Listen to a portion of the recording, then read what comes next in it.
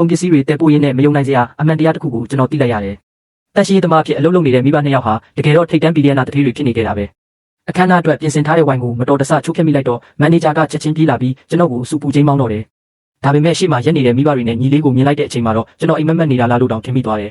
။ငငယ်ကလေးကအဖေလောက်ကပြန်ယူလာတဲ့အစားအစာကြံတွေစားပြီးအမေအမိုက်ပုံကကောက်လာတဲ့အဝတ်စားတွေဝတ်ပြီးကြီးပြင်းလာခဲ့ရတာ။အခုမှပဲသူတို့ဟာချမ်းသာကြွယ်ဝတဲ့တတိတွေဖြစ်နေကြတာကိုသိလိုက်ရတယ်။မျက်နှာဖုံးတက်ထားတာကြောင့်သူတို့ကကျွန်တော်ကိုသူတို့တာမန်မမှတ်မိခဲ့ကြဘူး။မန်နေဂျာကလည်းကျွန်တော်မှဝိုင်ပိုးပေးနိုင်မဲ့ပတ်စံမရှိဘူးဆိုပြီးအဲ့ဒီနေရာကနေဆွဲခေါ်သွားခဲ့တယ်။ဒီနေ့ကတော့အဖေကညီလေးတက္ကသိုလ်ဝင်ခွင့်ရတာကိုဂုဏ်ပြုဖို့ပွဲကြီးကျင်းပနေတဲ့နေ့ဖြစ်တယ်။ဒါပေမဲ့အဲ့ဒီပွဲမှာကျွန်တော်နာမည်ကိုတခါတော့မဖော်ပြခဲ့ကြဘူး။ကျွန်တော်ကဒီမိသားစုအတွက်လူစိမ်းတစ်ယောက်လိုဖြစ်နေခဲ့တယ်။အနားမှာရက်ကြည့်နေရင်နှလုံးသားတစ်ခုလုံးကွဲကြေသွားခဲ့တယ်။သူတို့မသိခဲ့တာကကျွန်တော်ဟာမိသားစုဆင်းရဲတယ်လို့အမြဲထင်ထားခဲ့တာပဲ။ဒါကြောင့်မိဘတွေရဲ့ဝင်ထုတ်ဝင်ပိုးကိုရှော့ချပေးဖို့အားလက်ချိန်တိုင်းအချိန်ပိုင်းလုပ်တွေလုပ်ခဲ့တယ်။တက္ကသိုလ်တက်နိုင်တဲ့တနေ့ရောက်ရင်မိဘတွေကိုပိုကောင်းတဲ့ဘဝတစ်ခုပေးနိုင်မယ်လို့ယုံကြည်ခဲ့တယ်။ဒါပေမဲ့နေ့ညမပြတ်ပြင်းပန်းဆင်းရဲမှုတွေကြောင့်ကျွန်တော်ဟာကုသမရတဲ့ယောဂတစ်မျိုးဆွဲကပ်သွားခဲ့တယ်။အသက်ရှင်ဖို့အချိန်တစ်လပဲကျန်တော့တယ်။ဒီအကြောင်းသိလိုက်ရတဲ့အချိန်မှာကျန်တဲ့အချိန်တွင်မိဘတွေအတွက်ငွေနဲ့လောက်ထပ်ရှာပေးခြင်းခဲ့တာ။ဒါပေမဲ့သူတို့ကကျွန်တော်ကိုမထင်မှတ်ထားတဲ့အမှန်တရားကြီးတစ်ခုပေးခဲ့တယ်။အိမ်ပြန်လာတဲ့လမ်းမှာပဲလူမိုက်တစုကကျွန်တော်ကိုဝိုင်းပိတ်လိုက်တယ်။သူတို့ကရက်ရက်ဆက်ဆက်ရိုက်နှက်ပြီးဒေါ်လာ3သူများချက်ချင်းပေးဖို့တောင်းဆိုခဲ့တယ်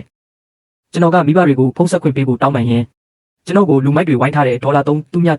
ပို့ပေးပါဦးကျွန်တော်အရန်ကြောက်နေပြီလို့အကူအညီတောင်းခဲ့တယ်။ဒါပေမဲ့ညီလေးက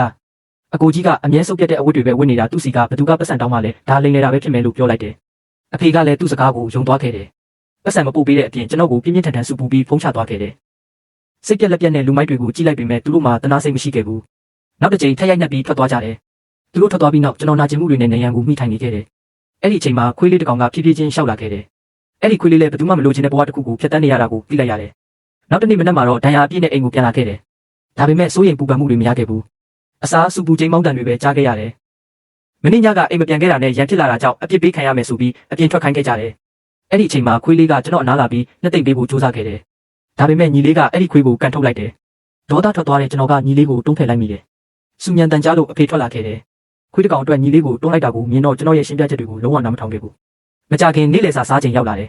။စပွဲပေါ်ကအစားအစာတွေကိုကြည့်ရင်ဒီချင်းမရှိတဲ့အိမ်ပေါ်လုံးဝမျောလင်းချက်ကုံဆုံးသွားခဲ့တယ်။သူတို့အိမ်လူကြီးစီပြန်ရောက်တဲ့အချိန်မှာတော့ကျွန်တော်ဒီနှစ်တွေအတွင်းဘယ်လောက်အထိနာကျင်ခံစားခဲ့ရတယ်လဲဆိုတာနားလည်လာကြတယ်။ဒါပေမဲ့